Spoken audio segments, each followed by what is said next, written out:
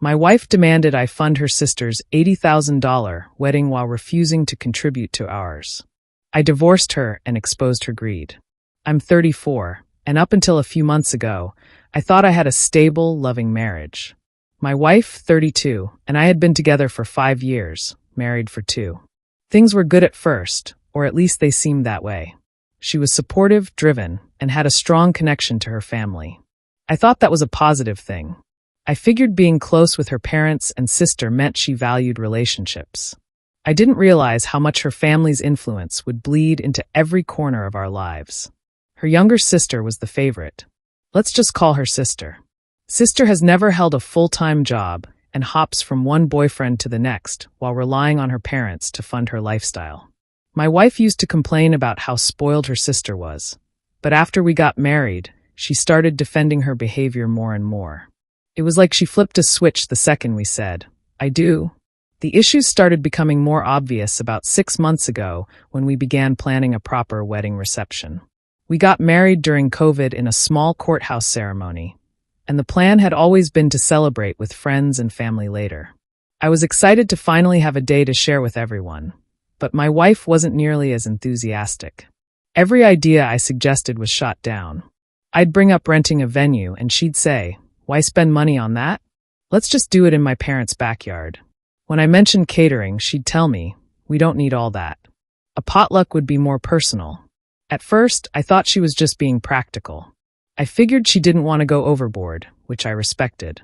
But then her sister got engaged and everything changed. Suddenly, my wife was glued to Pinterest, looking up extravagant wedding ideas. Not for us, but for her sister. She spent hours on the phone with sister talking about venues, dresses, and decor. It didn't bother me at first. She's an event planner by profession, so it made sense she'd want to help out. But then one night over dinner, she casually dropped a bomb on me. "I told sister we'd help with her wedding costs," she said, just like it was the most normal thing in the world. I stopped mid-bite. "What do you mean, we'd help?" She shrugged. "They don't have the money for the kind of wedding she deserves, and it's not like we're spending much on ours. We can afford to help." I just stared at her. "Are you serious? Why would we pay for someone else's wedding?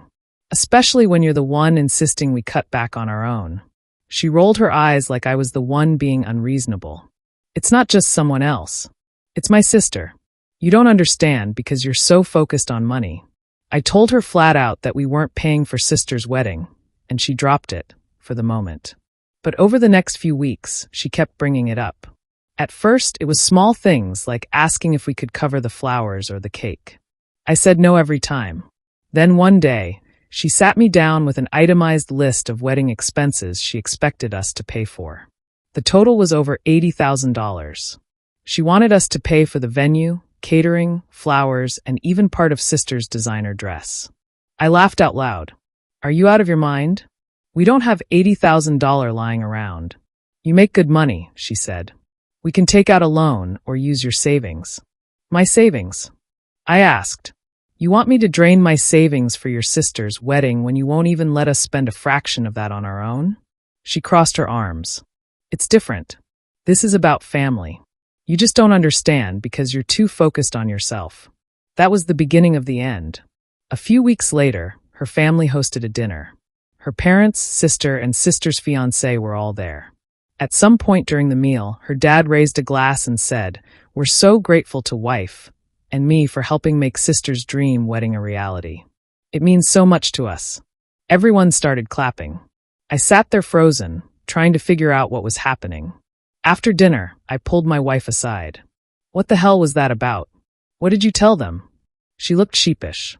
"I didn't know how to tell you, so I just told them we'd cover it. I figured you'd come around eventually. Are you serious right now?" I said, "You lied to them, made promises we can't keep, and expected me to just go along with it?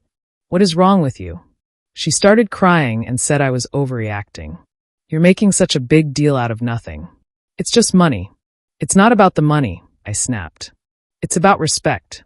You clearly don't respect me or our marriage." The next day, I called a divorce lawyer. When I told her, she was shocked. "You're seriously ending our marriage over this?" she said. "It's just a misunderstanding." "No," I said. "It's about trust, and you broke it. She begged me to reconsider, but I was done. Over the next few weeks, she tried everything to get me to back down. She called me selfish, accused me of not caring about her family, and even had her parents call to guilt-trip me. Her mom sobbed on the phone about how I was tearing the family apart. Her dad accused me of being less of a man for not supporting my wife and her sister. I stayed firm. Your daughter lied to me, manipulated me, and tried to use my money for something I explicitly said no to. This isn't about the family. It's about boundaries, and I'm done letting her cross mine. That's when things got dirty. About a week after I moved out, I got a call from my boss. Someone had sent an anonymous email to HR accusing me of embezzling funds from the company. They claimed I was skimming money from client accounts and using it for personal expenses. At first, I was confused. Then it hit me. The only person who had access to enough of my financial details to make an accusation like this sound remotely plausible was my wife. Luckily, I've always kept my work finances clean and separate from my personal accounts. After a thorough investigation, HR cleared me of any wrongdoing, but the fact that she would go that far was mind-blowing. She wasn't just trying to guilt me anymore. She was actively trying to destroy my career. I forwarded all the details to my lawyer, who sent her a formal cease and desist letter. The letter made it clear that any further attempts to interfere with my job or reputation would result in a defamation lawsuit. It worked for a while. During the divorce proceedings, she pulled more stunts. She demanded a significant portion of my savings, claiming she was entitled to it because she'd sacrificed her career for our marriage. This was complete nonsense. She'd worked full-time throughout our relationship and spent most of her money on personal luxuries. But she played the victim card hard, painting herself as the poor, wronged wife abandoned by a selfish husband. She also tried to argue that I had promised to pay for her sister's wedding.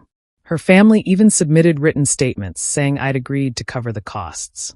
Thankfully, I had texts and emails proving the opposite, including the arguments where I explicitly told her no. My lawyer presented all of it to the court, along with evidence of her attempt to sabotage my career. The judge wasn't impressed with her theatrics. She walked away with a small settlement, far less than she'd demanded, and no alimony. I thought that might be the end of it, but I was wrong. After the court ruling, she turned to social media. She started posting dramatic updates about how she'd been betrayed by someone she trusted and left to pick up the pieces after years of sacrifice. Her family joined in, commenting things like, "You deserve so much better," and "He'll regret this when he realizes what he lost." A few mutual friends reached out, asking if what she was saying was true. I didn't want to air all the dirty laundry, but I wasn't going to let her smear my name either. I calmly explained the situation to anyone who asked. I told them about how she tried to force me to pay for her sister's $80,000 wedding, sabotaged our own reception, and even attempted to ruin my career. I shared enough details to make it clear that I wasn't the villain she was trying to paint me as. Eventually, the truth started spreading. People began to distance themselves from her, and her sympathy campaign fell apart. I heard from a mutual friend that even her family was starting to get fed up with the drama. The final blow came a few months after the divorce was finalized. She showed up at my apartment unannounced, crying and begging me to take her back. She said she'd made a mistake, that she missed me, and that we could start over fresh. When I didn't immediately respond, she switched tactics, accusing me of being cold and heartless. "You ruined your own life," I told her. "You chose lies, manipulation, and entitlement over honesty and respect. I'm not taking you back. You need to leave." She tried to argue, but I shut the door in her face. That was the last time I saw her. Looking back, I can't believe I ignored so many red flags.